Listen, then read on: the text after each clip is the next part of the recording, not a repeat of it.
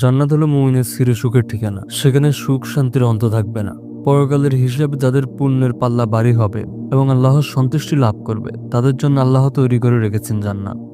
জান্নাত আরবি শব্দ, এর অর্থ বাগান বা উদ্যান। জান্নাতের বর্ণনা দিতে গিয়ে রাসূল সাল্লাল্লাহু আলাইহি সাল্লাম বলেন, মহান আল্লাহ বলেছেন, আমি আমার নেককার বান্দাদের জন্য এমন একটি জিনিস তৈরি করে রেখেছি যা কোনো চক্ষু দেখেনি, কোনো কান শোনেনি এবং যার সম্পর্কে কোনো মানুষের মনের ধারণা জন্মায়নি। তোমরা চাইলে এই আয়াতটি পাঠ করতে পারো। কেউ জানে না তাদের জন্য তাদের চোখ শীতলকারী কি জিনিস লুকায়িত আছে। হুর জান্নাতের একটি বিশেষ নেয়ামত। জান্নাতের রমণীদের কোরআনের ভাষায় হুর বলা হয়। আল্লাহ তাআলা পবিত্র কোরআনে হুর দৈহিক অবয়বের বিবরণ দিয়েছে, যেমন তাদের করেছি কুমারী, সোহাগিনী, সমবয়স্ক। প্রিয় নবীজি ইরশাদ করেন, জান্নাতের রমণীদের পরিহিত পোশাক ভেদ করে তাদের পায়ের গোছার শুভ্রতা এবং অস্থিমজ্জিও দেখা যাবে, কারণ তাদের সম্পর্কে আল্লাহ তাআলা বলেন যেন তারা পদ্মরাগ ও প্রবাল।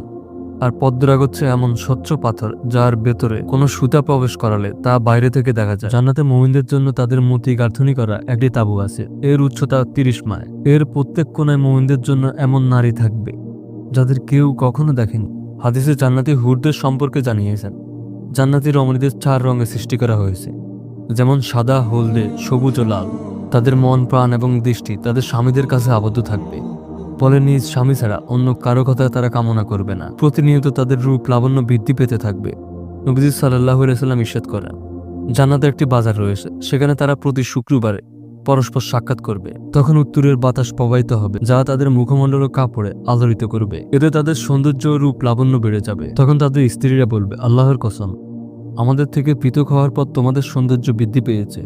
উত্তরে তারাও বলবে, আল্লাহর শপথ, আমরা তোমাদের কাছ থেকে প্রস্থান নেওয়ার পর তোমাদেরও সৌন্দর্য বহুগুণ বেড়ে গেছে।